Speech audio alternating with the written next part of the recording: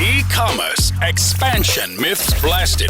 Successful cross-border expansion help. Listen to the show to hear how one UK company is helping e-commerce sellers successfully expand into Europe and double their profits. Hosted by Andy Hooper of Global E-commerce Experts.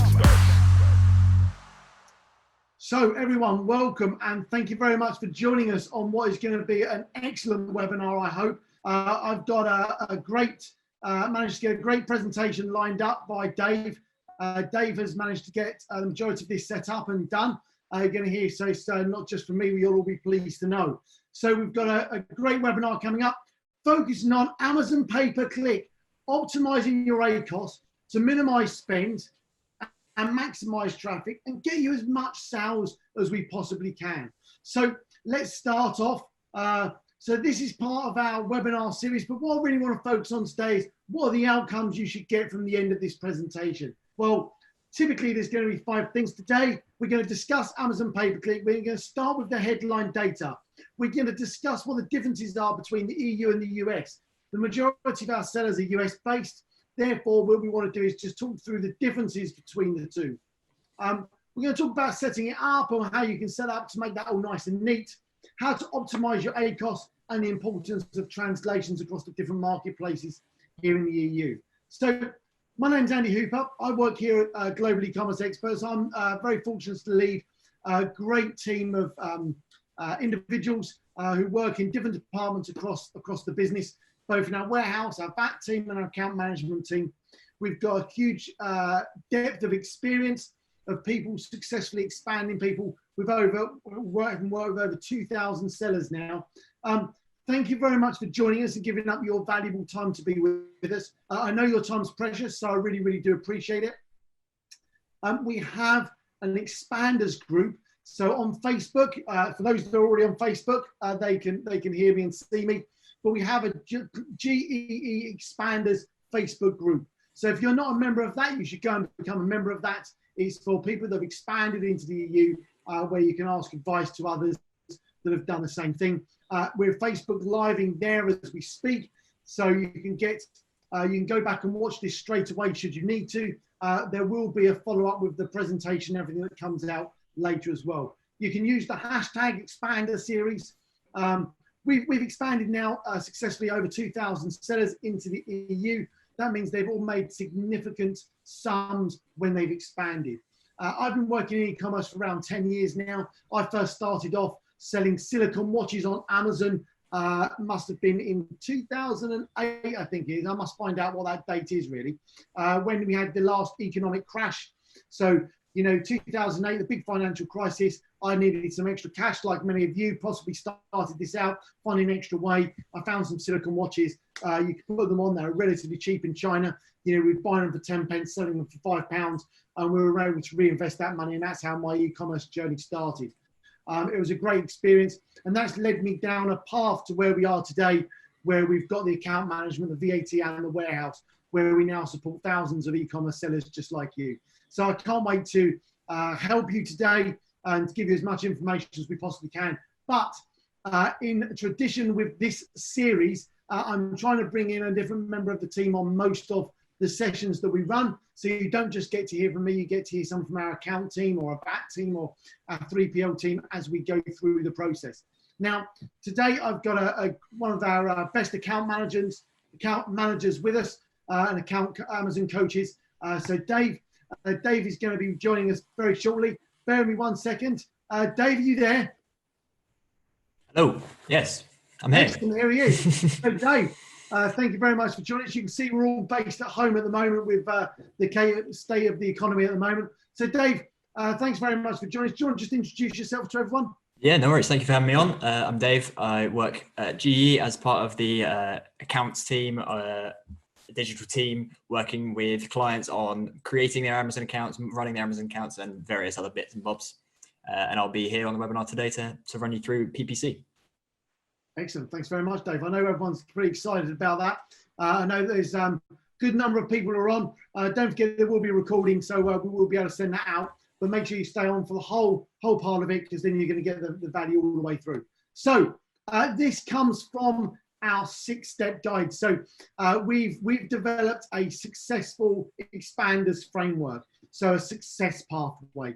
So having worked with 2,000 sellers, what it's given us is the unique insights to what really makes expanding a success. And what we've managed to do is put all of that knowledge together and put that into a success pathway. So when you start your expansion all the way through to when you succeed, at what point that is. And that succession is a different point for everybody, in all fairness. Some people want to come across and make 6 figures. Some want to come across and make 8 figures. Everyone is completely different, but there is a point where we would say, yes, now that's a success. Okay. Now, here's our straightforward pathway. We've talked about this in huge detail, so I'm not going to go into detail around this today, but you can see how the structure gives from the compliance to the marketplace. If you've been through, if you check the link out here, our expansion challenge, that covers off the compliance and the marketplace parts of the section. But what we're going to be doing in the next part of the webinar series is going through the promote website, EU, pan-EU fulfillment side of things as well. So we can give you as much information as we can, so you can take that and use that as well as you can. So now you can see we're now moving on to the promote side of the framework of the pathway, and we're going to focus on the ads to start off with, because the key part of delivering a successful expansion is about sales velocity right at the beginning. You want to make sure that you can get that sales velocity. You want to get your sales moving as quickly as you possibly can. And in order to do that, pay-per-click Amazon ads is one way. And we're going to focus just on that specific part today. We're not going to focus on vouchers and social and all these other areas. It's solely on the pay-per-click ads. So we're going to go for that. So here are the things we're going to look at. First of all, yes, you need a professional seller account. I've already talked about sales velocity. Sales velocity is absolutely crucial for pay-per-click and ads to help generate organic sales further down the line. You're looking to help generate sales, generate reviews, and all those sort of things that come linked with that. It helps you get your listings featured higher. You're basically cheating your way to the top. You're paying per click. There's not all these other bits you need. And the other side is you need the data insights to optimize your listings for organic reach. And we're going to go through all those as we go. So with that in mind, I'm going to hand over to Dave, who's going to start us off. So over to you, Dave. Brilliant. Thanks very much, Andy. So as Andy said, we're looking at the kind of promote section of our stage of our pathway now. And there are various parts to that, but Amazon PPC is massive. And there is various types of Amazon PPC, and I'm sure being a setup in Amazon in the US already, you probably already have done or dabbled with Amazon advertising over there. And the EU is much the same. There are some slight differences, but I'm just going to give you a broad look at setting them up and what the different types are for those of you who maybe haven't looked at it too much. And if you need any help with that, you can obviously get in touch with us there. But looking at the different types to start off with when you're creating your ads, there's sponsored product and sponsored brand ads. Sponsored product is where you advertise select products that you choose in an ad, and it will push that product to customers who actively search for relevant keywords or relevant products. And this can be automatic kind of set or preset keywords or products or manually selected ones. And we'll get onto that in a bit down the line. Alternatively, there is brand ads. Now, brand ads only work if you are if you have a registered brand. You are enrolled on with brand registry. So that's not available if you don't have that. So if you have access to that but you're not enrolled, I'd highly recommend it, because this it can really help you there. So the difference with brand ads is it will, obviously when you have a brand registry, you can create a brand store page, a storefront, almost a catalog for your products, and you'll be able to push ads directly to your brand page, your store, if you'd like. And also you can create store pages where you can feature up to 3 or more products. So if you have, say, if you sell clothes and you have a certain product line, which is hats, you could have an ad which pushes them to a page of hats. And that's much more visual content where you can kind of tweak loads of pictures, imagery, loads of nice visual content, videos, to create a lovely looking kind of ad that you'd see with traditional marketing, maybe social media marketing, if you've looked at that at all. Whereas sponsored product ad more just is more of a basic look at just that a buyer looked at something relevant to your product and got pushed your product in front of them. So if we look at the next slide here, we'll be able to look at some of the key differences between the US and the EU in terms of Amazon pay-per-click. And the absolute huge one you'll see immediately is the cost per click is so much smaller in the EU across all marketplaces than the US. And now this is absolutely huge if you're expanding or you're looking to expand, because immediately a massive advantage is your advertising is going to be a lot cheaper. The cost per click, as you can see here with the data on the slide, the UK one much lower. France, Spain, Italy, less than half that of the average cost per click for a search term in the US, and that's obviously an average per search term. But not only that, in the next slide we can see that there is more marketplaces than the US. The US obviously just has the US. If you're expanding into the EU, advertising, it's very important to advertise on all marketplaces. And up until recently, there was just the 5. As of last month, they recently introduced Amazon.nl, Netherlands. So there's now 6 marketplaces, including the UK, to advertise on. So you get a huge market reach. And it would be a waste not to advertise on all of them. Whereas with just the US, it's a singular marketplace. It's really important that you don't just do UK because it's the same language as my campaigns in the US. It's much more easier to transfer. You really need to make sure that you're also doing adverts in Germany, Italy, France, Spain, and Netherlands to get the full kind of the full benefits of advertising in the EU to really push and drive traffic and sales there. Let's get the next one here. Just looking briefly at setting up your campaigns is really easy. Campaign manager, you do have to make sure you have a professional selling account, as Andy mentioned at the beginning of the presentation. But you want to make sure your campaigns are efficiently named so you can kind of distinguish what, when you're looking at your dashboard campaign manager, you can see what campaigns this attributed to, how this sales, this spend. Well, hang on a minute, I'm getting confused here. You want to make sure you know exactly what the products are in a campaign. So if you efficiently name them, it's much easier to get a general look at them and say, oh, okay, so that product's doing there, that's doing that well. And similarly, during the setup, it's important that you can set a time frame. You can choose it to go on indefinitely, or you can choose it to end after a month or after a week, or whatever time frame you might want to kind of outline. It's really important that this is something that you can set up ahead of time during the campaign setup. If you have a set budget that you want to give yourself for the campaign, say you have $1,000 or £1,000, you want to make sure, well, if I've got this time frame to give it on, you can do that. And then with that, you can find out, hang on, this is what I should set the daily budgets to. If this is the whole budget I've got for the campaign, this is the time frame I should give, and this is the budget, the daily budget I should put it for. There's the question of auto versus manual. Now, obviously, automatic campaigns, much more less work needed on your part. I'm not going to tell you it's automatic to the point where you can set it off, leave it alone, and let it go. And I have seen clients do that, but it's much more. It helps you a lot more there by automatically creating the relevant products and the relevant keywords that your campaign will advertise to, versus manual, where you'll choose the products, the relevant products, and the relevant keywords and search terms.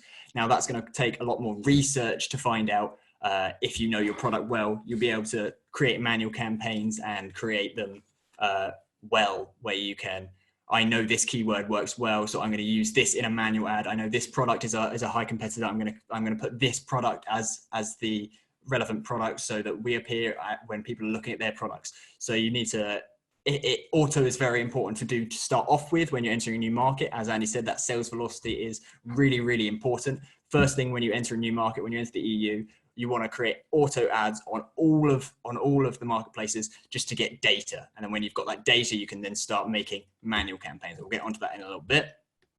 Ad groups, similarly to the campaign naming, that's where you'll be able to put collections of campaigns under the same group. Maybe if they're all kind of variations of each other, same product line, be able to group them together to be able to distinguish more easily from the campaign manager view. Now, bidding, obviously you can change your bids. We saw bids, we saw the cost per click a minute ago, but we can see the bids, you can alter that dependent on if you want certain campaigns and certain search terms to have higher bids than others. If you see them doing well, you can up the bid to make sure you get that over your competitors.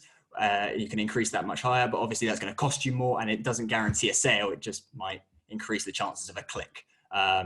But then there is bidding strategies in the campaign setup, including those where you can increase your bid by 100% or reduce your bid by 100%. If Amazon deem a click to be likely to convert or less likely to convert. So it's really important to look at those bidding strategies when you're creating campaigns to make sure you're optimizing your spend there. And now we're obviously negative keyword targeting. That's huge. You don't want to be spending money on a keyword that's not making you any money. So if there's a search term that's costing you £20 and it's not got you anything back in sales, or it's got you less than £20, obviously that's not a search term you want to keep around. So that's where you want to use negative keyword targeting to make that negative keyword so it won't come up, and that search term will no longer show your ad for buyers. We'll look at that in just a minute if we look on the next slide here. So research and performance-based campaigns, and I talked a minute ago about when you launch to a new market, when you emerge on a new market, expand to a new market, you want to just put auto campaigns on all your marketplaces and get data. Now, data is super essential for marketing. The reports are so essential, and it's crazy how many people you'd see who have done advertising and they're wondering, why isn't my advertising doing so well?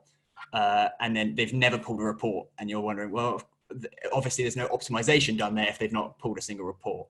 So there's two types of campaigns we like to kind of look at, and they're called research and performance. And obviously you want to start off with research, and that's where you're going to just gain all the data.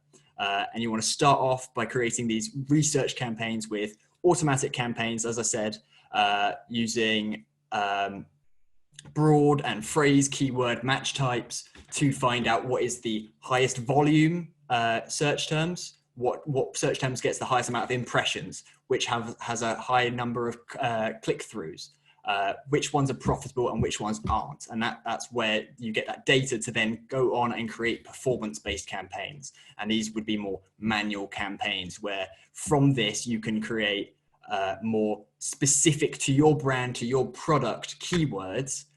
As manual, you can create your own search terms, whereas automatic, it will choose them for you. So you'll create these manual campaigns with long tail keywords, which are much more specific, but as a result, much lower cost per click. So for example, if you're selling clothes, let's go back to that example. If you're selling t-shirts, the broad research campaign, the search terms automatically given to you would be t-shirt, top.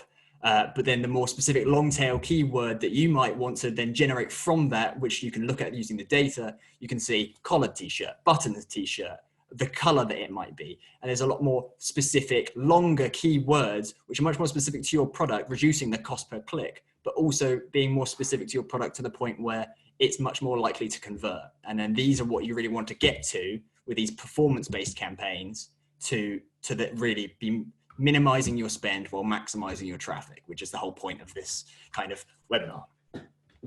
And now with these long tail keywords, once you've kind of found them, I wouldn't say to remove these auto campaigns, because it's really important to always keep them going, pull reports, I'd say, on a weekly basis, because the data is always changing. So you want to make sure you know, hang on a minute, that search term's gone down. Now it's not quite as effective as it was last week. Does this need to reflect in my manual campaigns? And it totally does. So that's why you need to be pulling reports weekly, constantly measuring, constantly testing, constantly changing and tweaking. So that with these manual campaigns, you can optimize the bids for them and get them to perform as well as they possibly can. So if we look at the next slide here, going back to the campaign setup quickly, not all product categories are eligible for advertising. I'm sure you'd know already if it's not, but if you haven't done any advertising already, maybe it's important to check the eligible categories before you do so to make sure you can actually advertise. The majority are available, but I have had a client in the past where their product was in an uneligible category, so they were unable to use Amazon pay-per-click. So you can see some of them there. So looking at the reporting, and that is really the essential part of Amazon PPC if you want to be successful. You've got the campaign manager, and now you really want to learn this thing inside out. Campaign manager, you'll be able to see something similar to what we've got here on the screen, with really key metrics such as spend, sales, ACOS, impressions, and you can add your own other metrics, which we'll get onto in a bit. ACOS, I'm sure you may know already, which is the advertising cost of sales. That can be worked out by dividing your total ad spend to your attributable ad sales. So for example, if you sold £1,000 in sales and you spent £100, your ACOS would be 10%. And we typically say that you want to keep your ACOS as low as possible, obviously, but around 20%, 25% or lower is really the target. Anywhere closer to 70, 80, 90 or 100 or more, your cost of acquiring that sale with that advert is the exact same as the sale generated itself. And that's not even including Amazon fees and whatnot. So you really want to try and optimize your ACOS, get that as low as possible. So we talked about ACOS, but there is something that's quite often overlooked, which is TACOS or TACOS or whatever you want to call it, but that is the true advertising cost of sales. Now that's where you want to look at your whole kind of the bigger picture, let's say, where your ACOS kind of looks specifically at the cost of your ads in respect to the attributable ad sales. It's important to also look at the take into account all of the revenue from all of your sales across the entire business, not just those ones with that have been attributed from ads.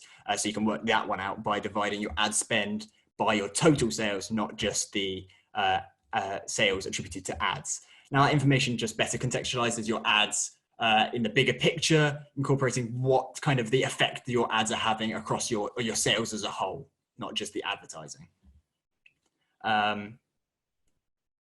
Yep, if we head on to the next slide. So looking at the reporting, and that's where you'll be able to really optimize the ACOS. They've recently changed how reporting works, but it's still really simple. You just want to obviously go to, when you're in your campaign manager, hit advertising reporting, and there's hundreds of different types of reports you can pull for sponsored products, sponsored brands, and then the different types, search terms, campaigns, ad groups. There's a million things there, and you really want to learn them all and test them all and see which works best for you. You can change the date range of the report to see, hang on, how my ads performed in just the last week to how did they perform the week before, just compare. And hang on a minute, that search term last week was performing really well, but it's not this week, to really show the fluctuations of search terms and how it can change the climate of advertising. So in order to minimize your spend and maximize your traffic, it's really important to remove the keywords that are not converting and boost the bids that are, boost the bids on those that are. We talked about the negative search terms, removing those out if they're not doing so well for you. And if we get onto the next slide here, we'll be able to see that an example of a report. Now I've just changed the customer search terms to customer search terms, but yours will look very similar to this, I'm sure. with some really great metrics: impressions, clicks, click-through rate, cost per click, spend, total sales for the last 7 days, if it's a 7-day report, which this one is, and your total ACOS. And you can see I've kind of highlighted some bits and bobs here, and your highlights and your changes might differ depending on your kind of targets as a business and a brand. But kind of, as I mentioned, we typically say 25% or lower for ACOS is what you kind of want to look for. So which is why anything above 25% on the ACOS column there at the end is kind of highlighted as red, as those customer search terms are kind of costing too much compared to what they are, to the sales they are coming in return. And whether they need to be removed entirely or looked at or optimized somehow, especially those ones on the higher end, looking at 90%, 80%, 70%, 65%. But then obviously there's all a lot of perspective to this, because if you look over further on the left with impressions and clicks, it's important to let search terms gather enough data before you bin it off as a negative term, because if it's had 5 impressions and no clicks, you're thinking, well, hang on a minute, it's had 5 impressions and no clicks. That's not, I haven't had any clicks yet. That's awful. But 5 impressions is nowhere near enough data to be able to see how do you not know the next 5 impressions is 5 clicks. You need to know how long to keep it going, how many impressions to let it have, how much cost to let it spend before you say, okay, no, I think it's run its course. It's not effective for me. This keyword isn't performing how I'd like it to. It needs to become a negative keyword. So you can see the click-through rate. So I've also done some highlighting here. I've highlighted anything above 5%, or at least I hope I have, because we can see here some impressions. That top one, for example, has almost 6,000 impressions, 50 clicks. It's not even 1% click-through rate. It's pretty awful. And you can see with the cost per click there, with 53 clicks, the total spends £24, and the sales have come to £27 almost. So it's almost bordering on being exactly the amount of sales as it did cost, and that's not encompassing with the incorporating the Amazon fees and whatnot else on top of that. So the click rate here, obviously you want a much higher click rate. Those with 100% click rate, 50% click rate, 20%, 10%, much higher. So those you'd want to boost the bids on, boost the budget on those campaigns, as obviously that product, that term is very good at pulling somebody to your product, but not only pulling them to it and making them click it, but also that it's relevant enough that they'll convert into a sale. So 100% click-through rate is obviously really great. You want to push people to that.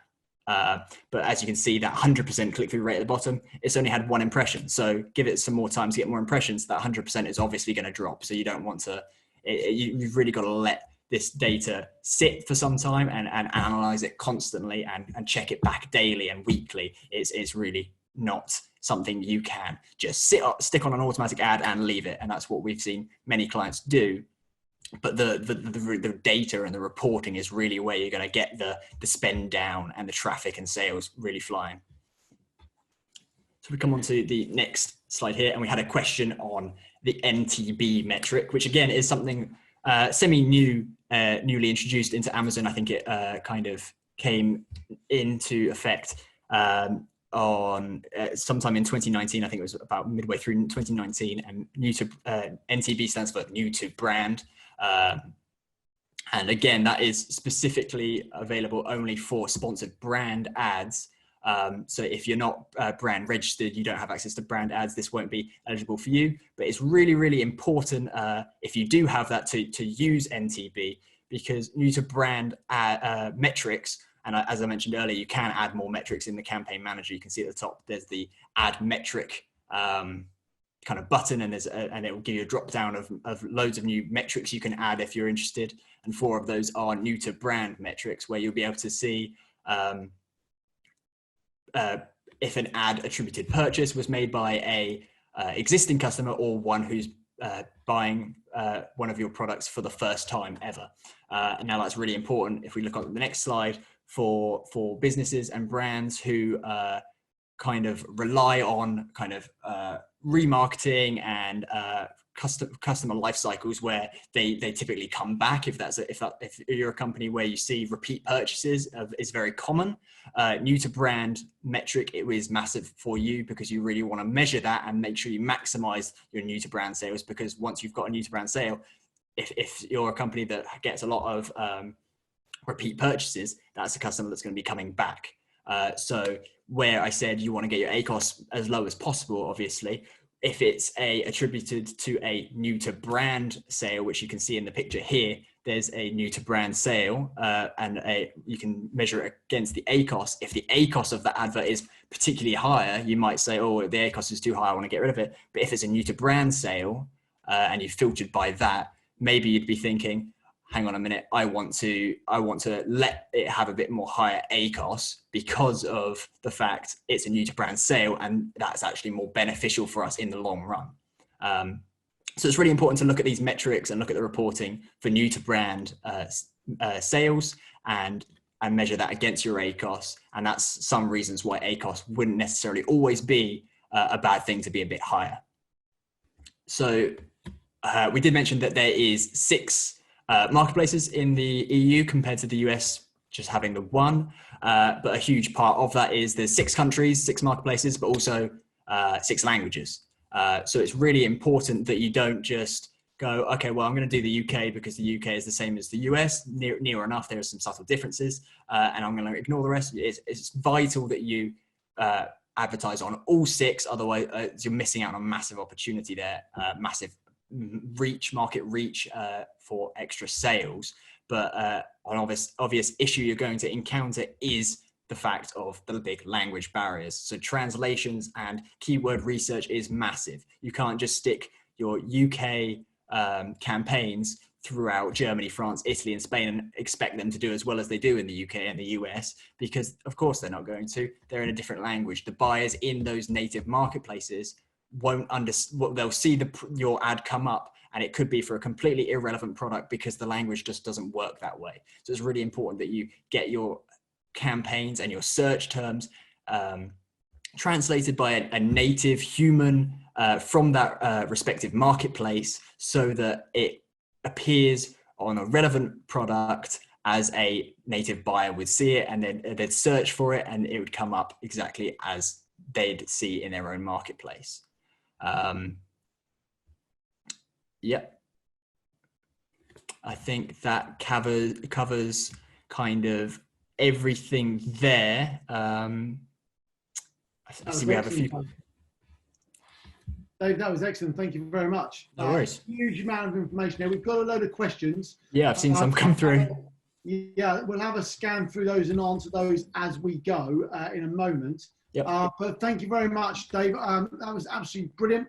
I really appreciate you giving up your time to help educate our customers as well, and getting across all that information. And I'm sure they enjoyed the break from hearing me talk about stuff as well. So thank you very much. No worries. So let's crack on. And what we can do is we can go through the questions that have come through. So let's go to the first one. Hey guys, one main question, US-based seller. We sell on most international Amazon marketplaces now, and our main challenge is to get advertising spend to get going. Meaning we open up spend on all different campaigns, including auto, but spend is very slow to ramp up. A few have issues with buy box, but most don't, so it shouldn't be an issue.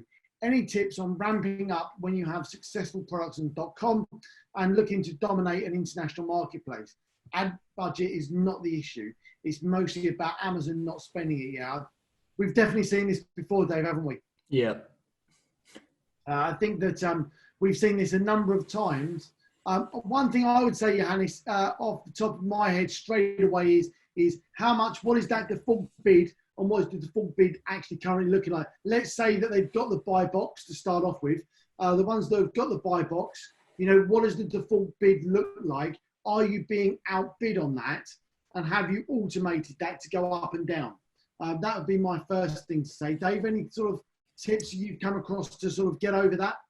No, like as you said, yeah, it looks like the bid's more the issue than the ads, and that bidding strategy of raising is really important there, I think.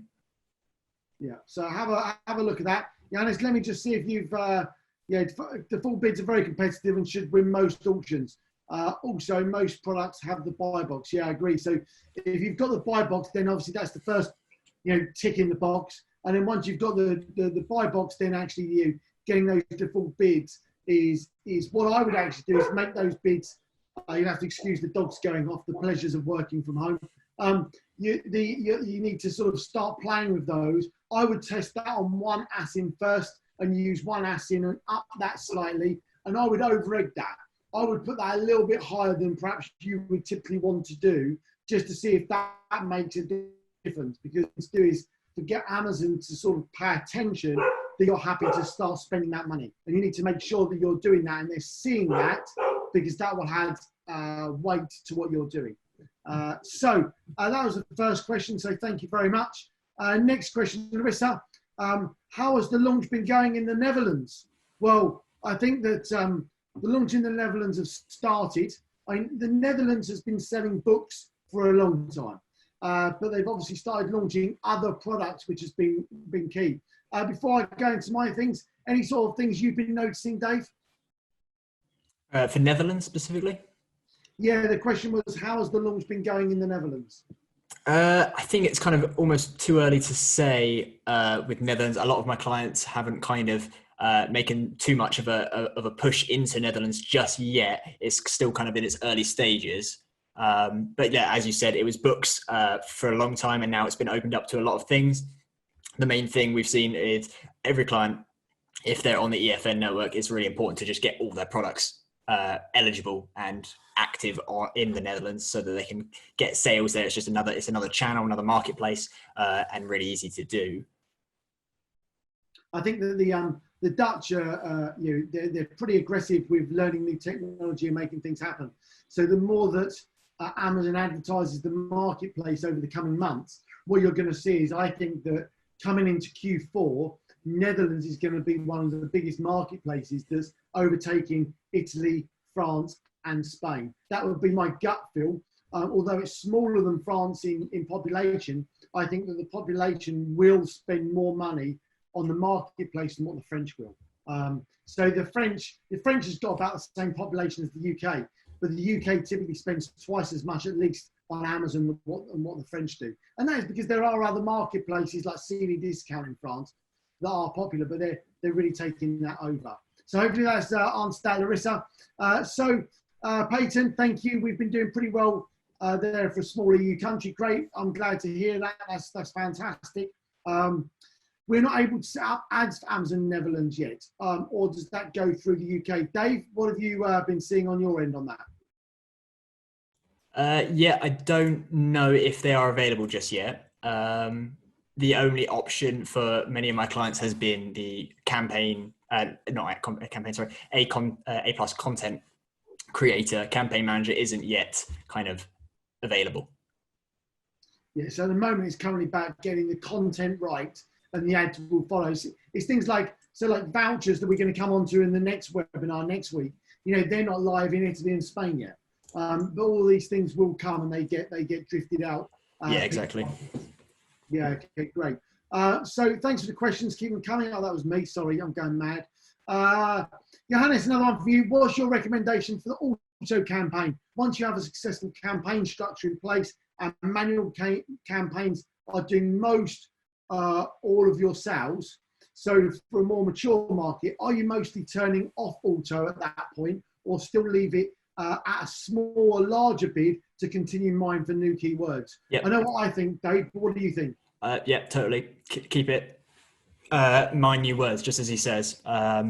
Small bid, because as it's always changing. If you have the manual ads, you're going to be kind of stuck in the past almost. And you're only going to be kind of collecting sales and on the data that you used to know, almost having those autos always running and always looking at them. You're going to be able to see what's changing, what new keywords are coming out, which ones are being more effective and which ones aren't, to then edit into your manual ads. So yeah, definitely keep them running is my suggestion. Yeah, I totally agree. Keep them going. Keep that going. You can lower the bids, but what you can do is you're really looking to, exactly as you say, mine the new keywords. because new keywords will be coming up all the time, especially as you change your products, develop your products, and tweak them on different times of the year. You will see different keywords coming as well. So definitely keep those. Okay, another one. Have you guys found a way to add ACINs as negative keywords to automatic campaigns? So if an automatic campaign is to spend money on a specific competitor ACIN that just doesn't convert, do you have a trick to add as a negative?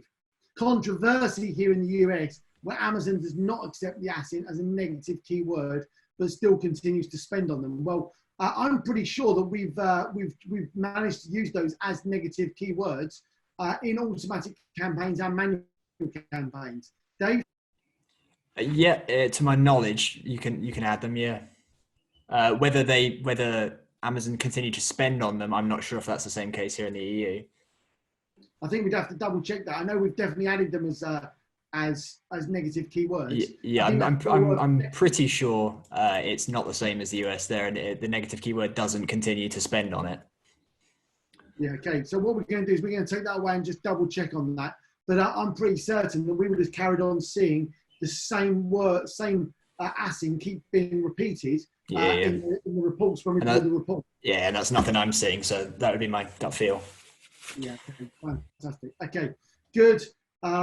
So for marketplaces where you don't have a native speaker on the team, let's say Amazon France, any recommendations whether you focus on your listings and ads on a translated version or rather keep them in English? I would say you need to translate them. You translate them, get them translated by a native tongue translator. And you also need to do the negative keywords, so the keywords in that as well. You're looking to do that. You can outsource that to someone like us, or you could probably go on to somewhere and get that to happen, or find someone on one of your Facebook friends, maybe even do that for the odd keyword if you've got a French-speaking person. But I wouldn't keep them in English. No, they need to be translated. You're just leaving money on the table. Dave, I don't know if you've got anything to add on that. No, that's pretty much what I'd go with. Yeah, they need to be translated. Yeah, okay. Another one, we've answered a couple of those other questions that are there. How do you deal with translators? Do you use one universal translator company or find translators in each individual country? Okay, yeah. So we do translations. It's something we do. We have some people in-house, native tongue translators, but there are some things where we've got a couple of countries where we outsource to people that we trust to do that. We don't outsource that to one company. We outsource that to individuals who are native tongue translators in those countries. We don't send it to one person who could just do all the languages, because my gut feel is they just use Google Translate or some software. Yeah, I don't think universal translators are not necessarily trustworthy, but as skilled as a native person in Germany who knows English and German, and somebody in France who knows French and German, French and English. Sorry, they're going to be much better at translating than somebody who's maybe universal. Yeah, totally agree. That's definitely, I totally agree with that. That's the thing you're looking for. Translators, native tongue, every single time, without a shadow of doubt. Okay, any more questions? We've had a load of questions there, so thank you very much. So I think we've answered all of the questions there. Thank you very much for your time. What I would like to say is that our next webinar is the next in the series across our successful pathway. We're going to move on to vouchers and things like that next week. What you can help do to get sales velocity. It's next Wednesday. It's 5 o'clock British summertime here in the UK. Crazy benefits organic sales vouchers can give you. How to capitalize on holiday deals, sales through using deals. How vouchers and promotions give a huge sales velocity when entering a new marketplace. Really, really key to start using the pay-per-click ads. Start using those. I would say some homework from today is go away, input some of these. If you've not used ads before, then use them. If you're already using them, start doing them in the other countries, but making sure that what you're really trying to do is get those translations and the keywords done. Dave, anything top tips for you for people to go away and do before next week? Just look at the reporting, basically. We'll get the recording of this and we can get that out to you. And yeah, just make sure you look at the reporting and pull every type of report you can and have a look at your data. and make sure you're optimizing it. Excellent. Okay, so Jane, if we missed a prior webinar, is there a place we can watch the replays? So all the webinars from beforehand have been posted on our GE Expanders group in most cases. We've got them on our YouTube channel. You can certainly watch those there. What we will also have is the ones before with our compliance and marketplace launch are all in our expansion challenge. So if you wanted them all, you could grab them there. Or if you email us directly, we can probably send you a link to some of those to make things easier for you, no problem at all. Every Wednesday, 5 o'clock, webinar, key details on what you can do to impact your business and to help you to successfully expand. Thank you very much for your time. I'll give you a virtual high five. So thank you very much. Dave, here comes a high five to you. Thank you very much. Nice. There we go. Look at that. But I really appreciate your time. Thank you very much. If you've got any questions, please reach out to us. support@globalecomexperts.com. You can always phone us. And of course, we're available on all the social channels should you need us. Thank you very much from Dave and from me. We wish you all safe. We wish you all healthy. Look after yourselves in these crazy world times. And we look forward to welcoming you on next week's webinar on vouchers. So thank you very much. Thank you very much to everyone on Facebook Live. Thumbs up, and I look forward to speaking to you all soon. So thank you. Have a great day.